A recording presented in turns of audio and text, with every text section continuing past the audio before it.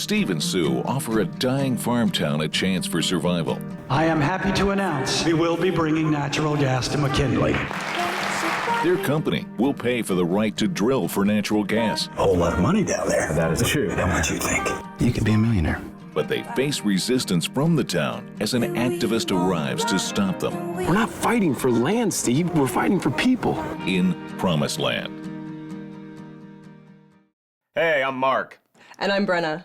And I'm Aaron, and we're here to discuss the new Gus Van Sant film starring Matt Damon and John Krasinski called Promised Land. We've all just seen it, and we're joined today by Mark from Schmoes Know. Mark, thanks for being here. Tell me a little bit about yourself. I do a YouTube show called Schmoes Know. I'm also a comedian. I just released my first CD called Get to the Castle, and I'm very excited to be on a set where alcohol is encouraged. Yay! Thank you guys for that. It's required. So, this film is based off of a story written by Dave Eggers, who is a novelist and a short story writer who I particularly admire a lot.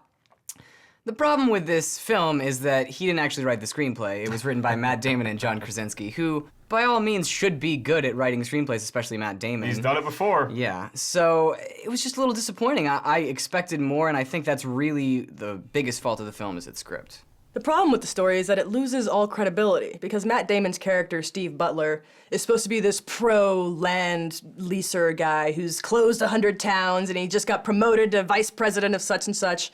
And he's going around convincing these towns that fracking, fracturing, putting a giant drill in the earth and then injecting chemicals in water and poisoning the water supply and giving people cancer is really in their best interests. And he also acts like he doesn't know that that's what fracking does, which is completely unbelievable. Mr. Butler, you and I both know the information I've been talking about is vast and detailed. You're probably right. I'm not the guy with all the answers. Oh, well then you'd be the perfect guy for them to send here to deny everything. You claimed that Matt Damon and John Krasinski wrote the script. I would say John Mellencamp put down a guitar and picked up Final Draft and cranked this baby out. Because, again, that's my biggest problem with this movie. I didn't hate watching it. I actually liked watching it for a while, but the script, for a movie that takes place so far away from Los Angeles, it felt an awful lot like Hollywood, especially in the last 45 minutes. The end of the movie is really, I agree with you, where it fell apart, especially because there were two twists, one that you really didn't see, and then one that was the Hollywood twist ending. It wasn't really a twist, and both of those didn't really hit very well for me. And they didn't come from anywhere. It was like, I feel this way, I feel this way, I feel this. A change of heart out of nowhere. So there's very little character development because they're spending so much time on so many different people, trying to appeal to as many people in the audience as they can. One thing I was also a little disappointed about was Matt Damon's performance. I wouldn't say that it's because he's a bad actor, because of course he's not. It's just sort of another script character problem. Yeah, I would still blame the script that he did right. Yeah, but well, I thought his that performance... probably was John Krasinski's fault. Yeah, let's throw Krasinski under the bus. Krasinski wrote Damon's lines and Damon wrote Krasinski's lines. Yeah, That's what it we is. never realized how important Ben Affleck was to Good Will Hunting until we saw Promised Land. I thought the top to bottom, Matt Damon and John Krasinski, I enjoyed watching their interplay for a long time in the film. I thought that their sense of rivalry and them trying to one-up who could be nicer to the town, it's like every time they tried to get nicer, the veil would be lifted a little bit, and so you could see that it's no longer about the town, it's about them proving that they're the better salesperson, and I kind of liked seeing that. I like that because that was the only thing that was actually realistic about the film. that these two corporate entities don't care about people and property and lives, they're just trying to win. That's realistic. You have what it takes, Steve. Thank you. You think you have what it takes?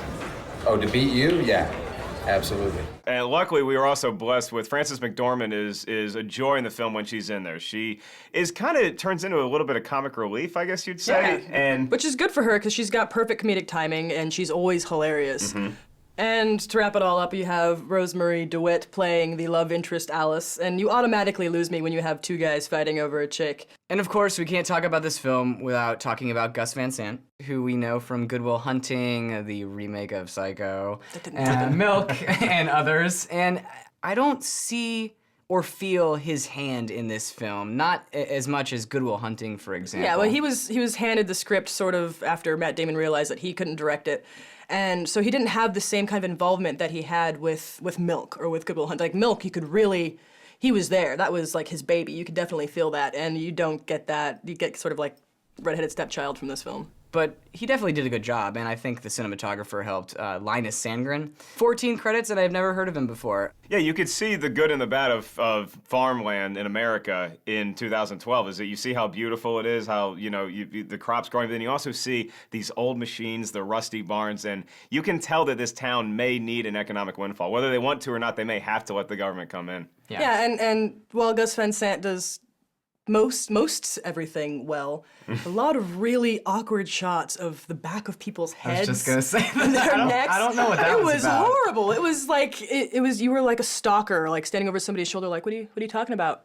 What are you guys? And then like there's pans from one shoulder to the next, and there's entire seconds of the screen is filled with the back of Matt Damon's head. Promised Land is a mediocre film made completely unbelievable with its unknowledgeable professional. Skip it. You're right, this is a very mediocre film. In fact, I think I'm gonna give it a meh for mediocre, so I'm gonna say stream it. I actually enjoyed watching this movie for a while, but ultimately the script did let me down. The performances, the directing, I felt were good, so I'm gonna give this movie a stream it. Well, it looks like our votes add up to one full ticket, which is a stream it for Promised Land. Frack me. There's the pro-fracking, and then which is just two people, and people who want money. And any Battlestar fan. Yeah, I made that joke. Yeah, I'll go there. Cheers, everyone. Here's the fracking.